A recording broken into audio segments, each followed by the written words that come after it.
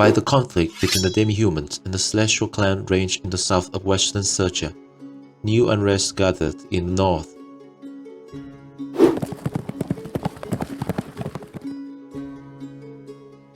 At the northern head of the great Castiaum mountains, where the stone peaks fall away into highland pastures, lies Castiaum, the realm of the horselords. The Castiaum clans lived in the saddle. Horsemanship was second nature. Children learned to ride before they could read. Even commoners fought as cavalry. In battle, Castiaum riders fought as heavy cavalry, armored in bronze and steel, their horses clad in body, their charges breaking infantry lines like crashing avalanches. For centuries, they were revered as the continent's foremost riders, indispensable to every imperial army. Among these clans, none surpassed the Straton. Their chieftain, Cornelius Stephen Crafted, was unlike any other, born 2 centuries before the empire's expansion. Young Cornelius often followed his father, the clan chief, on the hunt. During one such expedition, they were ambushed by a rival tribe. His father was slain, and Cornelius, wounded, was driven into a mountain ravine where he fell into darkness. Teetering between life and death, he encountered the fabled Witch of Light, one of the 7 primordial witches. Covered in blinding light, she bestowed upon him immortality before vanishing without a chase. Cornelius returned to his people, unchained, deathless, and claimed the mantle of chief. Under Cornelius' rule, the clan flourished, soon rising as the strongest in Castiaum and earning Emperors of Thrasimund's trust to oversee the realm. 997, as Averio's tyranny spread unchecked, the clan chiefs gathered at Presa Castle. There, the long-respected Cornelius Stephen Crafted was acclaimed as king, marking the birth of the Kingdom of Presa. Castiaum was not the only rider culture in the region. Farther north lay Bergtania. Unlike the heavy cataphracts of their southern neighbor, the Bergtannians, descendants of the old northern nomads, fought as swift light cavalry, renowned for speed and precision. They rode with unshackled freedom across the snow-swept expanse of Trandro. With the empire's decline, authority faltered in Floranoru, the imperial stronghold in Bergtania. There, the governor, Bergtannians, cast off his oaths and declared the Kingdom of Bergtania. Together, Bergtania and Presa came to dominate over half of northwestern Serbia.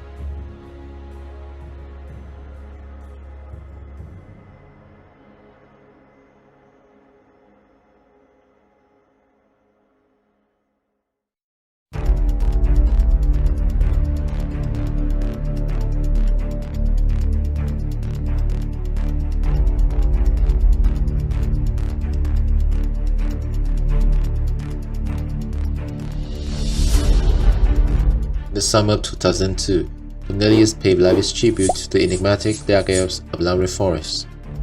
In return, the elves granted passage to the Presian cavalry, permitting them to cross their guarded woods and launch a surprise assault against the Empire. At Cornelius' command, 38,000 riders under General Azaris swept into imperial territory, marking the beginning of a devastating campaign.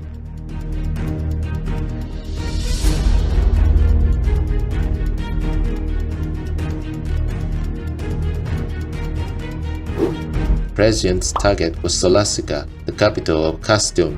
Should the fortress fall, the entire Castiaum province would be lost. The city was held by the 11th Legion, 10,000 strong, under Mistress Glycia III, First Lady of House Elysia, Holy Saint of the Imperial Church, Governor of Castiaum, and sister to the corrupt Grand Duke Averio.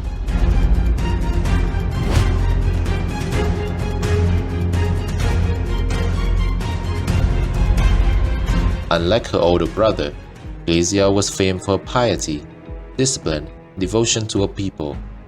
Chosen from a young age, she endured grueling training to assume the mantle of Saint of War, one of the 7 holy saints of the Imperial Church. By 20, Glycia had become one of the best fighters and tacticians in the Empire. When Glycia turned 28, a series of demonic calamities struck Castiaum province. From rifts unseen, hordes of fiends poured into the land, seizing villages, burning crops, and leaving once thriving settlements in ruin. The Imperial Church put forth Saint Glycia to Emperor Constans XI as the one capable of ending the crisis, and he entrusted her with the task. She crushed the demonic scourge in the decisive Battle of Astun Forest.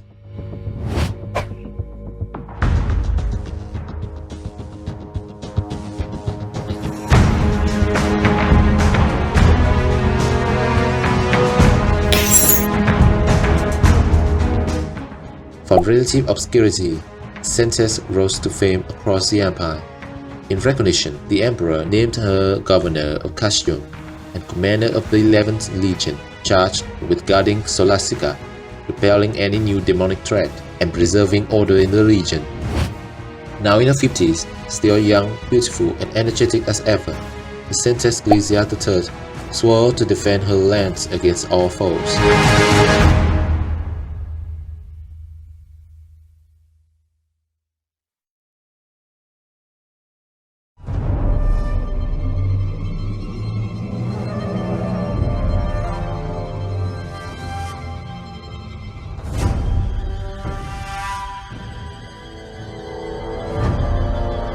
Presa encircled Scholastica, sealing the city on all sides and blocking it in hopes of starving the garrison into surrender.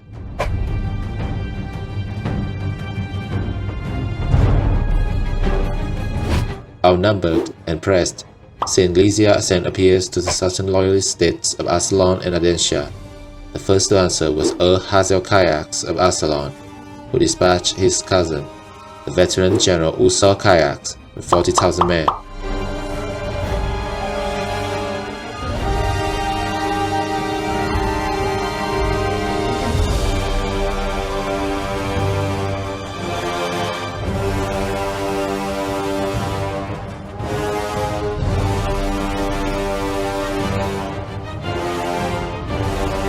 They encamped south of the present army, and for 2 tense weeks the armies glared at one another, garrison, loyalists, and rebels alike unwilling to risk the first strike. Within Scholastica, hunger and pestilence spread, claiming many lives. At last, with winter drawing near, Ursal Kayaks moved. He attacked the present army in tandem with the 11th Legion, who sallied forth from the city. In the Battle of the Burning Fields, the rebels were crushed and routed.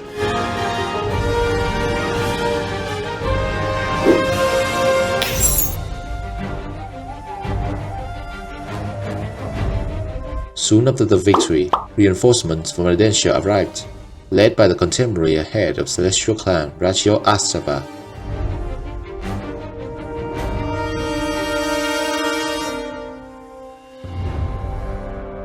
With these fresh troops, a coalition force 45,000 strong was assembled, comprised of the 11th Legion, the Arcelon host, and the Ardentian army.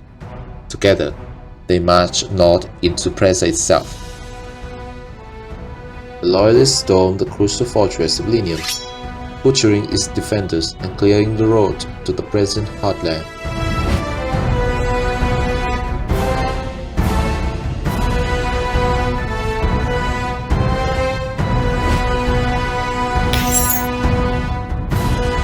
From there, they advanced into Presa Castle, the seat of Cornelius himself.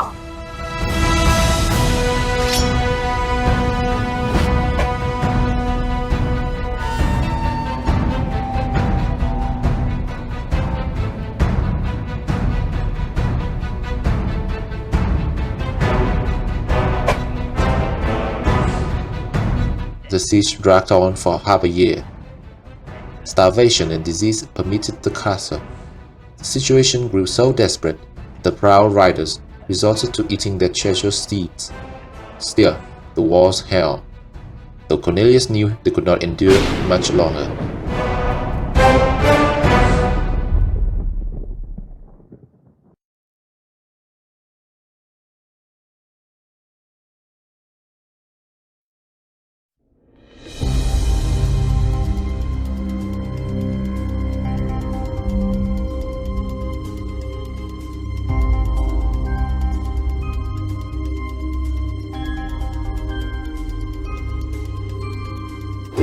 With With no allies remaining, Cornelius sought assistance from Bergtania. However, King Bergtannians refused, choosing instead to observe the siege and align with the empire if Breza fell. Anticipating this, Cornelius ordered assassins in Foranorum to kill both Berga and his heir, Bosoc Bergdonia, in their sleep. His agents then installed Bosoc's son, Nuenu Bergdonia, on the throne. The new king declared his unwavering support for Breza. Under his name, the Bergtannian royal army set out.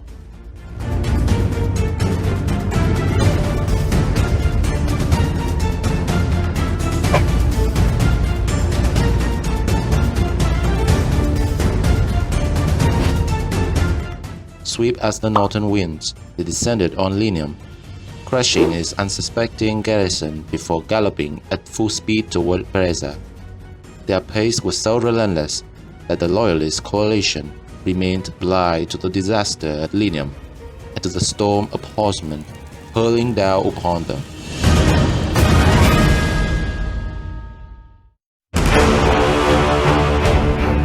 On a foggy summer morning, as the Empire's men pressed the siege, Breza wall teetered on the brink of collapse. Then atop a hill overlooking the battlefield, a gleam of steel caught the morning sun. Out of the mist, the Bergtannian host revealed itself. 20,000 riders in shining mail, spears held high, their war cries rolling down the slopes like thunder.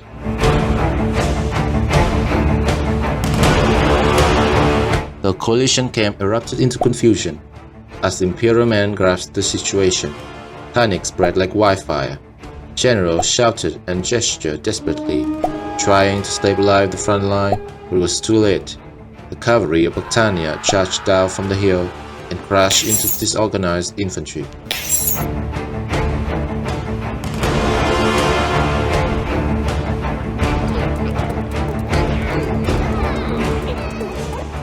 From the fortress, Cornelius and his exhausted men burst out of the gates. Trapped between the fortress and the cavalry, the Loyalist army collapsed.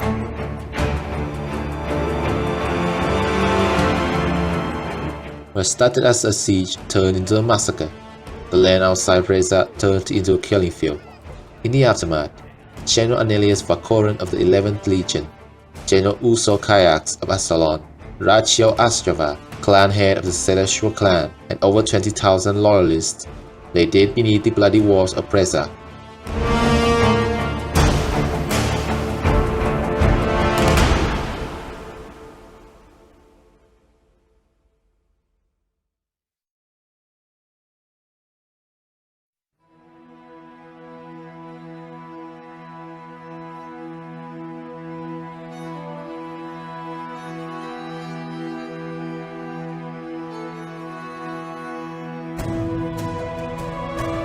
With the near annihilation of the 11th Legion, as well as other loyalist forces at Breza, Castiaum's situation turned precarious.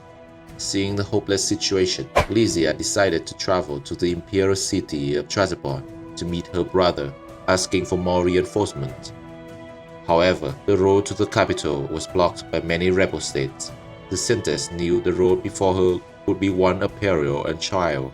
She gathered 8 trusted companions. These 8 heroes are Praetorian God Adrian, one of the youngest ever to ascend the rank of Praetorian, the most elite of the Imperial Legions.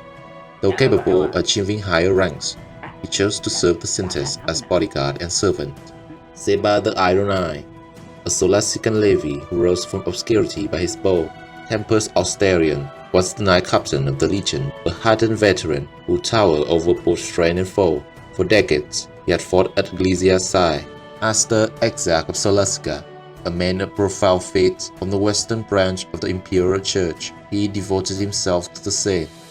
Though skilled with spear and forest craft, his true gift lay in his voice and spirit, for he could rally the hearts of men, calling them to the Legion's banner with words. Astasian the Sorceress, a prodigy in magic. Her master was one of the most powerful sorcerers of the continent, Besivi Baka, the Flame Emperor of Buddha. Upon completing her rites in the capital, she wandered the world in pursuit of mastery. In Solasica, she found her purpose, joining the saintess retinue. Aeschylean the physician, a man of unmatched healing art. He swore an oath to save even the dying, to turn back death itself where others would yield. Aderos and Edros, the celestial twins, the 21st generation members of the celestial clan, these twin brothers were mischievous rascallions, bound to each other by blood and magic alike. At 16, they tricked their way into the Legion's ranks, fooling officers and captains alike. They were discovered by Ecclesia, and instead of punishing them, she took them in. Together they were called the Fellowship of the Virgin. Leaving Scholastica in the care of her adopted daughter Ilia, whom she had raised for 10 years, the saintess and her companions departed quietly at night, taking only essential supplies. Disguised as refugees, they traveled east to a remote hill, where the Asen riders, the notorious eastern nomads, whose horsemanship surpassed even the Courtians, awaited to escort them. Unaware of their true identities, within the city, no one knew the saintess had left. From the tallest tower, Ilia watched her mother disappear into the night, fearing it might be their final farewell.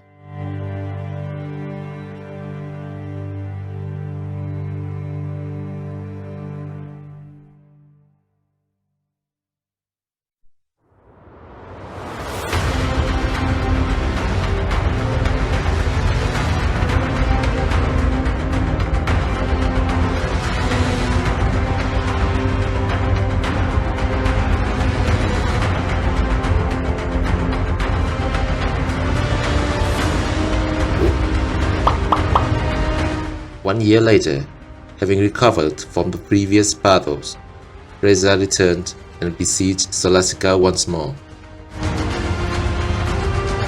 This time, the attackers bribed a centurion named Theodorus, promising him Scholastica's governorship and Ilia's hand in marriage.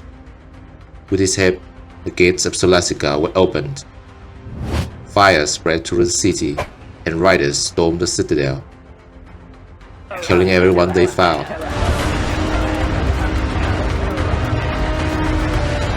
In her chamber, the brave Ilia made her final stand, defending herself against Theodorus and his men.